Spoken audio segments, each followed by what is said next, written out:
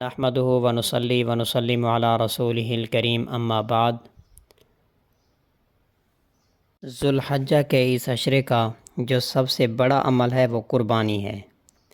حضور اکرم صلی اللہ علیہ وسلم نے ارشاد فرمایا کہ عید کے دن کوئی عمل بھی اللہ تبارک و تعالیٰ کو خون بہانے سے زیادہ پسندیدہ اور محبوب نہیں، اور قیامت کے دن آدمی اپنی قربانی کے سینگوں اور کھروں کو لے کر آئے گا، یعنی جن کا اسے وہاں عظیم الشان ثواب ملے گا۔ اور آپ صلی اللہ علیہ وسلم نے فرمایا کہ قربانی کا خون زمین پر گرنے سے پہلے اللہ تعالیٰ کے یہاں شرف قبولیت پا لیتا ہے۔ جن جانوروں کی قربانی ہو سکتی ہے ان کی تفصیل یہ ہے۔ چھوٹے جانوروں میں بکرا اور بکری، بھیڑ، مینڈھا، دمبا، دمبی، ان کی قربانی ایک آدمی کی طرف سے ہو سکتی ہے۔ بڑے جانور جیسا کہ اونٹ، گائے، بیل، بھینس، اونٹنی، ان کی قربانی زیادہ سے زیادہ 7 افراد کی طرف سے ہو سکتی ہے۔ ان کے علاوہ دیگر جتنے بھی حلال جانور ہیں، مثلا ہرن ہے، نیل گائے ہے، ان کی قربانی درست نہیں۔ قربانی کے جانور کی 2 شرائط ہیں۔ نمبر 1 یہ ہے کہ عمر پوری ہو، نمبر 2 بڑا عیب نہ ہو۔ قربانی کے جانوروں کی جو عمر ہے وہ یہ ہے کہ اگر اونٹ ہے تو کم از کم 5 سال کا ہونا ضروری ہے، گائے، بیل اور بھینس کم از کم 2 سال کے ہوں، بکرا، بکری، بھیڑ، دمبا کم از کم 1 سال کے ہوں۔ البتہ اگر 6 ماہ سے زائد کے بھیڑ اور دمبا اتنے موٹے ہوں کہ سال بھر کے معلوم ہوتے ہوں تو ان کی قربانی بھی جائز ہے، اور یہ بات صرف بھیڑ اور دمبے کے ساتھ خاص ہے، بکرا اور بکری اس میں شامل نہیں۔ تینوں قسم کے جانوروں میں 2 دانت درجہ بالا عمر کی ظاہری علامت ہیں، ضروری نہیں۔ اگر عمر پوری ہو لیکن دانت نہیں نکلے تو بھی قربانی درست ہے۔ ایسا کہ جانوروں کے اندر یہ شرائط ہیں کہ اس میں بڑا عیب نہ ہو۔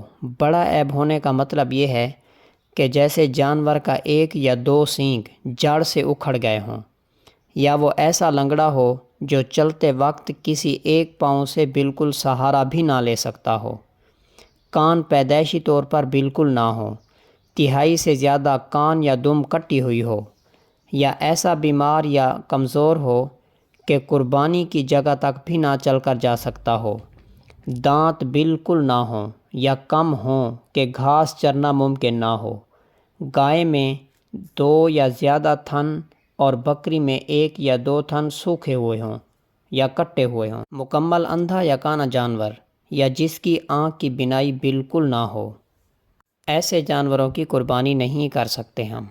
اگر کسی جانور کے پیدائشی سینگ نہ ہوں یا سینگ ٹوٹ گیا ہے، جڑ سے نہیں اکھڑا تو قربانی ہو جائے گی۔ لنگڑا جانور اگر چوتھا پاؤں زمین پر لگا کر چل سکتا ہے تو اس کی قربانی کرنا بھی درست ہے۔ جانور خصی ہو تو بھی قربانی درست ہے، بلکہ افضل ہے۔ جانور خریدنے کے بعد ذبح سے پہلے عیبدار ہو گیا تو غریب اسی جانور کو ذبح کرے، اور امیر کے لیے دوسرے بے عیب جانور کو ذبح کرنا ضروری ہے۔ اگر ذبح کرنے کے دوران کوئی عیب پیدا ہو گیا تو کوئی حرج نہیں۔ بھینس کی قربانی کا حکم۔ قربانی کے جانوروں میں بھینس بھی داخل ہے، کیونکہ بھینس بھی گائے کی ایک قسم ہے۔ لغت کی ایک مشہور کتاب ہے المنجد، جس کے اندر یہ لکھا ہے کہ الجاموس ضرب من کبار البقر، یعنی بھینس بڑی گائے کی ایک قسم ہے۔ فتاوی عالمگیر کے اندر ہے والجاموس نوع من البقر، بھینس گائے کی ایک قسم میں سے ہے۔ حضرت علی رضی اللہ تعالی عنہ نے فرمایا کہ بھینس کی قربانی میں 7 آدمی شریک ہو سکتے ہیں۔ بھینس کی قربانی کا حکم۔ قربانی کے جانوروں میں بھینس بھی داخل ہے، کیونکہ بھینس بھی گائے کی ایک قسم ہے۔ لغت کی ایک مشہور کتاب ہے المنجد، جس کے اندر یہ لکھا ہے کہ الجاموس ضرب من کبار البقر، یعنی بھینس بڑی گائے کی ایک قسم ہے۔ فتاوی عالمگیر کے اندر ہے والجاموس نوع من البقر، بھینس گائے کی ایک قسم میں سے ہے۔ حضرت علی رضی اللہ تعالی عنہ نے فرمایا کہ بھینس کی قربانی میں 7 آدمی شریک ہو سکتے ہیں۔ جیسا کہ فرمایا کہ الجاموس تجزی عن سبعۃ فی الاضحیۃ۔ امام احمد بن حنبل رحمۃ اللہ علیہ سے پوچھا گیا الجوامیس تجزی عن سبعۃ، کیا بھینس کی قربانی میں 7 آدمی شریک ہو سکتے ہیں؟ تو آپ رحمۃ اللہ علیہ نے جواب میں ارشاد فرمایا لا اعرف خلاف ھذا، مجھے اس مسئلے میں کسی کا اختلاف معلوم نہیں، یعنی اس پر اجماع ہے۔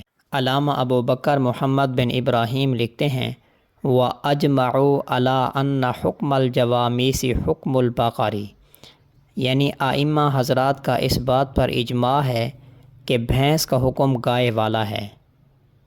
اجماع امت چونکہ دلیل شرعی ہے، لہذا بھینس کی قربانی کے جواز پہ دلیل شرعی موجود ہے۔